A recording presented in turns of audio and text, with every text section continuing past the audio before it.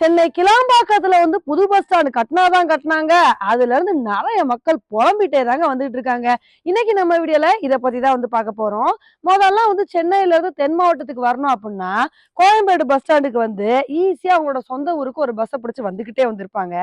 ஆனா இப்ப என்ன பண்ணிருக்காங்கன்னா, எல்லாரும் கோயம்பேடுல பஸ் ஏறினா அப்புறம் சென்னையில டிராபிக் ஏற்படாதா? இதனாலதான்ப்பா சென்னையில பல இடத்துல போக்குவரத்து நெரிசல் ஏற்படுது. இத கம்மி பண்றதுக்காண்டி நாங்க என்ன பண்ண போறோம்னா, கிளாம்பாக்கத்துல ஒரு புது பஸ் ஸ்டாண்ட கட்ட போறோம். இந்த பஸ் ஸ்டாண்ட்ல எல்லாருமே அவங்களோட சொந்த ஊருக்கு பஸ் ஏறி போய்க்கலாம்னு சொல்லிட்டு, இந்த மாரி புது பஸ் ஸ்டாண்ட கட்டியிருக்காங்க. ஆனா இந்த புது பஸ் ஸ்டாண்ட் வந்தவுடனே நெறைய வரவேற்பு வரும்னு பார்த்தா, இந்த ஒரு விஷயத்துக்கு பல பேர் எதிர்ப்புகள பதிவு பண்ணி புலம்பிட்டு தாங்க வந்துட்டு இருக்காங்க. ஏன் இந்த மாரி அதிகமா மக்கள் புலம்புறாங்கன்னா, கிளாம்பாக்கத்துல பஸ் ஏறது ஒரு கஷ்டமான விஷயமா வந்திருக்குங்க. ஏன்னா முதல்ல கோயம்பேடுல பஸ் ஏறது ரொம்பவே ஈஸியான விஷயமா வந்திருக்கும். கோயம்பேடு மிட் ஆஃப் தி பாயிண்டா வந்திருக்கும். அதனால சென்னையில இருந்து எங்க இருக்கிறவங்களா இருந்தாலுமே கூட கோயம்பேடுல பஸ் ஏறது ஒரு ஈஸியான விஷயமா பார்ப்பாங்க. ஆனா இந்த கிளாம்பாக்கத்துக்கும் கோயம்பேடுக்கும் கிட்டத்தட்ட 32 கிலோமீட்டர் டிஸ்டன்ஸ் இருக்கு. இந்த மாதிரி டிஸ்டன்ஸ் அதிகமா இருக்கிறனால இந்த கிளாம்பாக்கத்துக்கு வர்றதுக்கே மக்கள் ஒரு தனி பஸ்ஸ பிடிச்சு அங்க ரொம்ப தூரம் டிராவல் பண்ணி அதுக்கப்புறம் அங்க ஒரு பஸ்ஸ பிடிச்சு அவங்களோட சொந்த ஊருக்கு போக வேண்டியதா இருக்கு. ஃபார் எக்ஸாம்பிள் யாராவது வட சென்னையில இருக்காங்கன்னு வச்சுக்கோங்களேன். அங்க இருந்து அவங்களோட சொந்த ஊருக்கு போகணும் அப்படின்னா வட சென்னையில இருந்து 50 கிலோமீட்டர் டிராவல் பண்ணி கிளாம்பாக்கத்துக்கு அதுக்கப்புறம் அங்க இருந்து அவங்க இன்னொரு பஸ்ஸை பிடிச்சு போகணும். சோ இந்த மாதிரிலாம் இருக்கிறனாலதான் மக்கள் புலம்பிட்டு வந்துட்டு இருக்காங்க.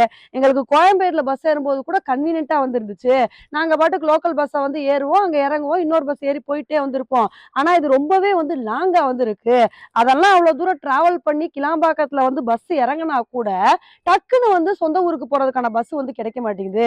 எப்பயுமே ஒரு பஸ் ஸ்டாண்ட்ல பாத்தீங்கன்னா லோக்கல் பஸ் எல்லாமே ஒரு இடத்துல நிக்கும், வெளியூருக்கு போற பஸ் இன்னொரு இடத்துல இருக்கும். ரெண்டுக்குமான டிஸ்டன்ஸ் கம்மியா தான் இருக்கும். ஆனா இந்த கிளாம்பாக்கத்துல இருக்கிற பஸ் ஸ்டாண்டுக்கு ரெண்டுக்குமான டிஸ்டன்ஸே 1/2 கிலோமீட்டர் இருக்கு. இதனால நாங்க லோக்கல் பஸ்ல இருந்து கீழே இறங்கினோடனே உடனே பஸ் ஏற முடிய மாட்டேங்குது. அங்க இருந்து ரொம்ப தூரம் நடந்து எக்ஸ்கலேட்டர்ல ஏறி லிப்ட்ல ஏறி இது மாதிரிலாம் வந்ததுக்கு அப்புறம் தான் நாங்க ஊருக்கு போக வேண்டிய பஸ்ஸே பிடிக்க வேண்டியதா இருக்கு. இந்த மாதிரிலாம் வந்தா கஷ்டம் தானே. வயசானவங்க வராங்க, அதே மாதிரி ஃபேமிலியோட நிறைய லக்கேஜ் தூக்கிட்டு குழந்தைங்க எல்லாம் கூப்பிட்டு வரோம். அப்படிலாம் இருக்கும்போது இவ்வளவு தூரம் நடக்க முடியுமா? இது ரொம்பவே இன்கன்வீனியன்ட்டா இருக்கு. ஆல்ரெடி நாங்க கன்வீனியன்ட்டா தான் நாங்க கோயம்பேடுல பஸ் ஏறி ஈஸியா போயிட்டு இருந்தோம். அப்படி இருக்கும்போது ஏன் இந்த மாதிரி கஷ்டமா பயணத்தை மாத்துறீங்க? இது சுத்தமா நல்லாவே இல்லை அப்படின்னு சொல்லிட்டு நிறைய பேரு இந்த ஒரு விஷயத்துக்கு எதிர்ப்புகளை பதிவு பண்ணிட்டு வந்துட்டு இருக்காங்க. இப்ப வரைக்குமே கவர்மெண்ட் பஸ் மட்டும்தான் கிளாம்பாக்கத்துக்கு வந்து போகும் அப்படின்ற மாதிரி சொல்லியிருக்காங்க. இனி கூடிய சீக்கிரத்துல பிரைவேட் பஸ்ஸும் அங்கதான் வரும் அப்படின்ற மாதிரி தகவல் வந்துகிட்டு இருக்கு. இதெல்லாம் வந்துருச்சு அப்படின்னா சென்னைக்கு போறவங்களோட நிலைமை ரொம்பவே கஷ்டமா போயிருங்க. ஏன்னா நம்ம பிரைவேட் பஸ்ல போறோம் அப்படின்னா நம்மளோட பயணம் ரொம்ப சுலபமா வந்திருக்கும். நம்ம பாட்டுக்கு கோயம்பேடுக்கு டிக்கெட் எடுத்துட்டு நம்ம எங்க இறங்கணுமோ அங்க இறங்கிட்டு போயிட்டே வந்திருப்போம். தாம்பரத்துல இறங்கணும்னா அங்க இறங்குவோம், பல்லாவரத்துல இறங்கணும்னா அங்க இறங்குவோம். ஆனா இப்ப கிளாம்பாக்கத்துலதான் பிரைவேட் பஸ் போகும் அப்படின்ற பட்சத்துல நம்ம அங்கதான் போய் இறங்கி ஆகணும், வேற வழி இல்ல. அங்க இறங்கி வேற ஏதாவது ஸ்பெஷல் வண்டியை பிடிச்சுதான் நம்ம போக வேண்டிய இடத்துக்கு போகணும். அந்த மாதிரி ஸ்பெஷல் வண்டியை பிடிச்சு போகும்போது ஆல்ரெடி அங்க இங்கேயும் டிஸ்டன்ஸ் அதிகம்.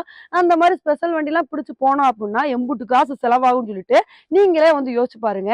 இந்த மாதிரி பிரச்சனைகள்லாம் வந்துச்சு அப்படின்னு வச்சுக்கோங்களேன், அவ்வளவுதான். அப்புறம் எல்லாருமே ட்ரெயினை ப்ரிஃபர் பண்ண ஆரம்பிச்சிருவாங்க. இம்புட்டு கஷ்டப்பட்டு பஸ்ல போறதுக்கு பேசாம ட்ரெயின்லயே போய்க்கலாம்னு சொல்லிட்டு ட்ரெயினை ப்ரிஃபர் பண்ண ஆரம்பிச்சிருவாங்க. அந்த மாதிரி ப்ரிஃபர் பண்ண ஆரம்பிச்சிட்டாங்கன்னா ரொம்ப கஷ்டங்க. சும்மாவே ட்ரெயின்ல டிக்கெட் கிடைக்க மாட்டேங்குது.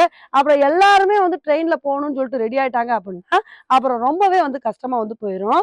அதனால இந்த ஒரு பிரச்சனைக்கு முற்றுப்புள்ளி வைக்கணும் அப்படின்னா இந்த கிளாம்பாக்கத்துல ட்ரெயின் ஃபெசிலிட்டிஸை கொஞ்சம் அதிகப்படுத்தணுங்க. ஆல்ரெடி பாத்தீங்கன்னா ஊரப்பாக்கம் வரைக்கும் ட்ரெயின் ஃபெசிலிட்டிஸ் நல்லா இருக்கு. அதுல இருந்து கொஞ்சம் ரோடு சரியில்லாம இந்த மாதிரி பிரச்சனைகள் இருக்கு. அதனால கிளாம்பாக்கம் வரைக்குமே கொஞ்சம் ட்ரெயின் ஃபெசிலிட்டிஸை அதிகப்படுத்தணும். அதே மாதிரி கூடிய சீக்கிரத்துல மெட்ரோ கொண்டு வந்துட்டாங்கன்னு வச்சுக்கோங்களேன், எந்த பிரச்சனையுமே வராது. ஈஸியா இறங்கிட்டு அவங்க பாட்டுக்கு பஸ்ஸை பிடிச்சிட்டு போயிட்டே வந்திருப்பாங்க. கோயம்பேடுல எப்படி நமக்கு ஒரு கன்வீனியன்ட் இருந்துச்சோ அதே மாதிரி இங்கேயும் வந்துடும். அதனால என்னென்ன பிரச்சனைகள் இருக்கு அப்படின்னு சொல்லிட்டு பார்த்து இதெல்லாம் கூடிய சீக்கிரம் சரி பண்ணாங்க அப்படின்னா பயணிகள் கொஞ்சம் நிம்மதியா இருப்பாங்க. இல்லைன்னா இந்த மாதிரி அவங்க நாளுக்கு நாள் புலம்பிக்கிட்டே தான் இருப்பாங்க. ஓகே ஃப்ரெண்ட்ஸ், இந்த ஒரு விஷயத்த பத்தி நீங்க என்ன நினைக்கிறீங்க அப்படின்றத என்னோட கமெண்ட் செக்ஷன்ல போடுங்க. இதே மாதிரி இன்னொரு உங்களை மீட் பண்றேன். Bye friends.